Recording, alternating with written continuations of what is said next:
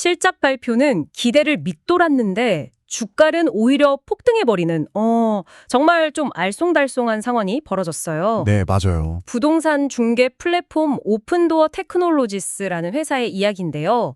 분명 실적은 실망스러웠는데 어떻게 주가가 그렇게 치솟을 수 있었는지, 그리고 그 뒤에 숨어있는 CEO의 아주 대담한 계획은 대체 무엇이었는지 오늘 그 속사정을 한번 제대로 들여다보죠. 이걸 단순히 요즘 유행하는 밈 주식 현상 이렇게만 보기엔 좀 곤란한 구석이 있어요. 아, 그런가요? 왜냐하면 이건 회사의 경영진이 아주 치밀하게 설계하고 직접 실행에 옮긴 금융 전략이거든요.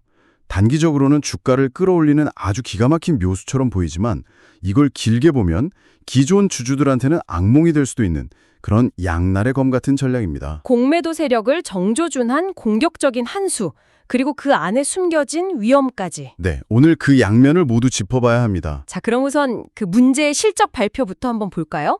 오픈도어가 2025년 3분기 실적을 내놨는데 매출은 9억 1,500만 달러를 기록했어요. 네, 시장 예상치가 한 8억 5천만 달러였으니까 이 정도면 꽤 잘 나온 거잖아요. 그렇죠. 매출만 딱 놓고 보면 선방했네 하고 생각할 수 있는 수준이었어요.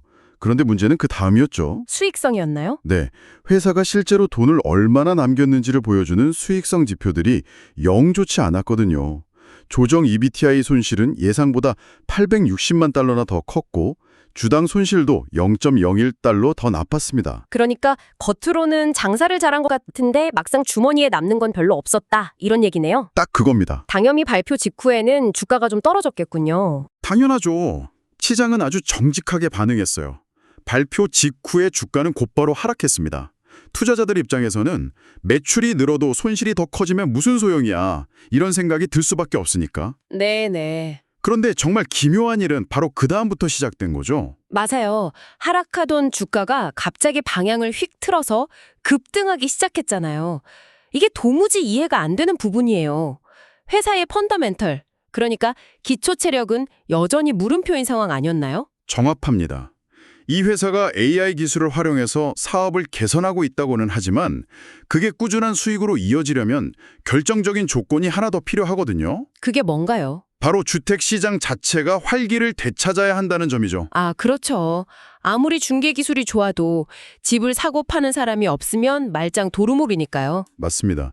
그런데 지금 주택 수요는 오히려 다시 둔화되는 조짐을 보이고 있었어요. 이런 불확실한 상황에서 주가가 폭등했다는 건 회사의 실적이나 전망 같은 본질적인 가치 외에 다른 무언가가 아주 강력한 방아쇠 역할을 했다고 봐야 합니다. 그 방아쇠라는 게 결국 CEO의 입에서 직접 나온 거죠? 네. 실적 발표 후에 이어진 컨퍼런스 콜에서 아주 작심한 듯한 발언이 있었잖아요. 네, 바로 오픈도어의 CEO 카즈에 네자티안이 공매도 세력들을 향해서 사실상 선전포고를 한 거죠. 선전포고요? 그들의 밤잠을 설치게 만들겠다는 아주 도발적인 계획을 공개했죠. 사실 CEO가 이렇게 직접적으로 특정 투자 세력을 겨냥하는 발언을 하는 건 정말 흔치 않은 일이거든요. 듣기만 해도 흥미진진한데요. 대체 어떤 계획이었길래 그런 자신감을 보인 건가요? 계획의 핵심은 신주인 수권, 영어로는 워런트라고 부르는 걸 주주들에게 나눠주겠다는 거였어요. 신주인 수권이요? 네. 기존 주식을 30주 가진 주주에게 3개의 워런트를 무상으로 주는 방식이었죠. 그게 정확히 뭔가요? 일종의 보너스 같은 건가요? 미래의 주식을 살 수 있는 할인 쿠폰이라고 생각하시면 쉬워요. 아, 할인 쿠폰. 네.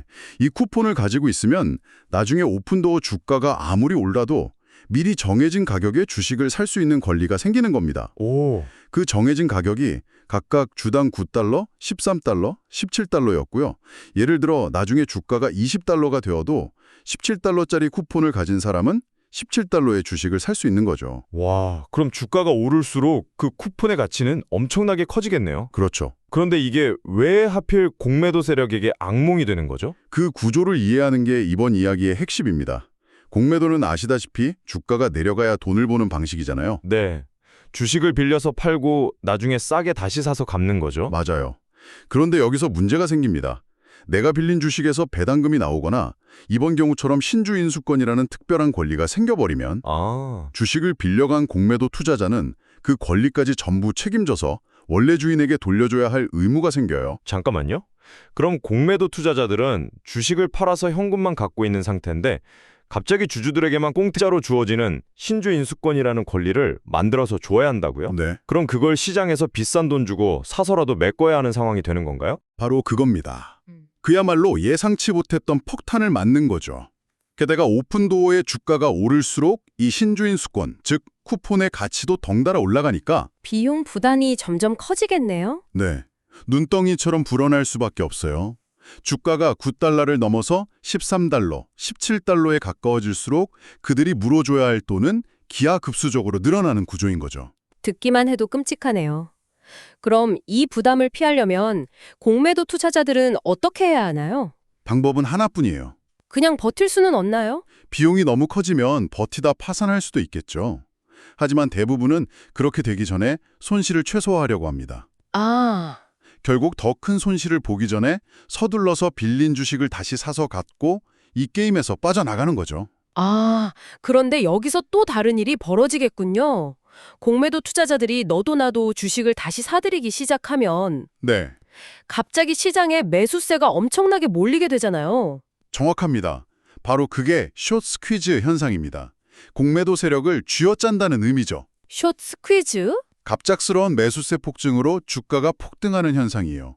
당시 오픈도어의 공매도 비중이 유통 주식 수의 거의 22%에 달했어요. 22%요? 이건 정말 높은 수치거든요. 시장에 돌아다니는 주식 5주 중 1주는 공매도 물량이란 뜻이니까요. 와, 이 계획이 발표되자마자 투자자들은 이건 숏스퀴즈 각이다 라고 판단하고 주식을 사기 시작했고 이게 실적 부진에도 불구하고 주가가 폭등한 진짜 이유였던 겁니다. 와, 정말 머리 좋은데요. 회사의 실적권에 상관없이 순전히 금융공학적인 방법으로 주가를 끌어올리고 공매도 세력까지 공격하는 일석이조의 전략이었네요. 그렇죠. 그럼 이건 주주들 입장에선 완벽한 호재처럼 들리는데요? 단기적으로는 그렇죠.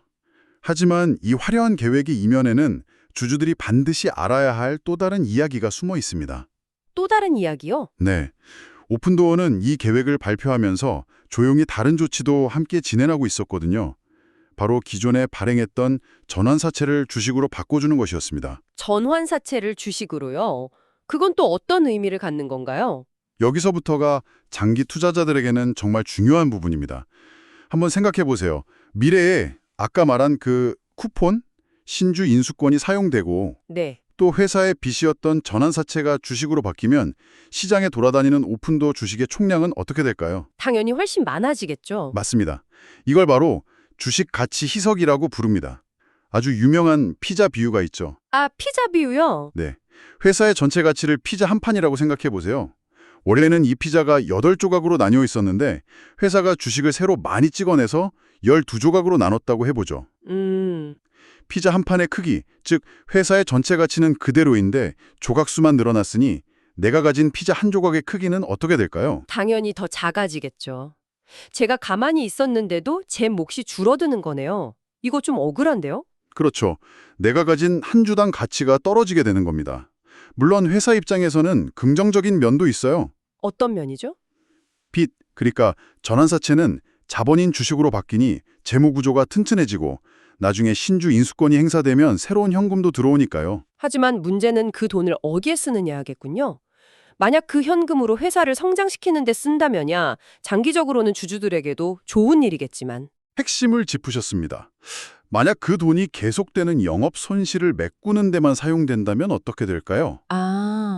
그야말로 밑빠진 독에 물 붓기가 되는 거죠. 회사의 본질적인 가치는 전혀 나아지지 않는데 내 주식의 가치만 계속 희석되는 최악의 상황이 펼쳐질 수 있습니다. 듣고 보니 과거 밈주식의 왕으로 불렸던 AMC 엔터테인먼트 사례가 딱 떠오르네요. 네, 거기도 실적 개선은 지지부진한데 계속 유상증자 같은 걸로 주식수만 늘려서 버텼잖아요. 아주 유사한 길을 갈 수 있다는 우려가 나오는 이유입니다.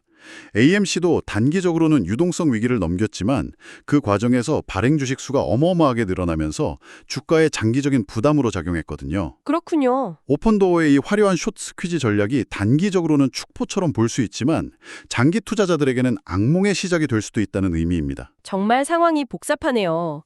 정리해보면 한쪽에는 공매도 세력을 쥐어짜서 주가를 부양하려는 경영진의 영리한 금융 전략이 있고 네, 다른 한쪽에는 회사의 근본적인 수익성에 대한 물음표와 함께 주식가치 희석이라는 거대한 잠재적 위험이 도사리고 있는 거군요. 단기적인 주가 급등에 환호하는 투자자와 장기적인 가치 하락을 우려하는 투자자 사이에 팽팽한 줄다리기가 시작된 셈이죠.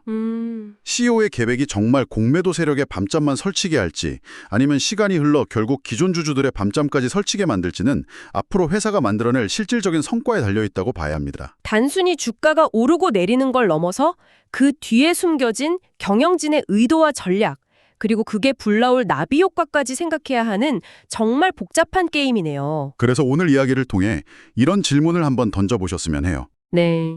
한 회사의 경영진이 사업의 본질적인 성과를 개선하는 것보다 주가를 움직이는 금융 기법에 더 집중하는 모습을 보일 때 우리는 그걸 어떻게 해석해야 할까요? 과연 그게 어려운 상황을 타개하려는 혁신적인 발상일까요? 아니면 근본적인 문제에서 투자자들의 시선을 돌리려는 일종의 기만책일까요? 이 질문에 대한 자신만의 답을 고민해보는 것이 앞으로 기업의 진짜 모습을 꿰뚫어보는데 좋은 출발점이 될 수 있을